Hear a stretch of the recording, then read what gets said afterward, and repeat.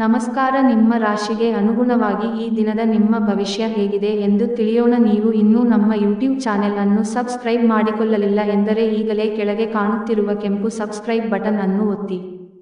ಮೀನ ರಾಶಿ ಭವಿಷ್ಯ. ಆರೋಗ್ಯದ ಬಗ್ಗೆ ಸ್ವಲ್ಪ ಗಮನ ನೀಡಬೇಕು. ಹಣಕಾಸು ಸ್ಥಿತಿ ಊಹಾಪೋಹ ಅಥವಾ ಅನಿರೀಕ್ಷಿತ ಲಾಭದ ಮೂಲಕ ಸುಧಾರಿಸುತ್ತವೆ.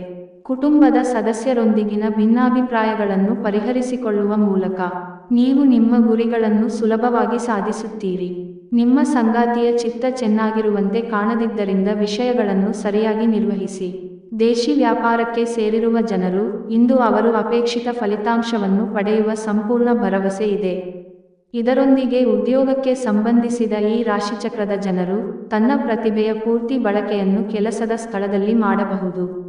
ಇಂದು ನೀವು ಮನೆಯ ಕಿರಿಯ ಸದಸ್ಯರೊಂದಿಗೆ ಉದ್ಯಾನವನ ಅಥವಾ ಶಾಪಿಂಗ್ ಮಾಲ್ಗೆ ಹೋಗಬಹುದು.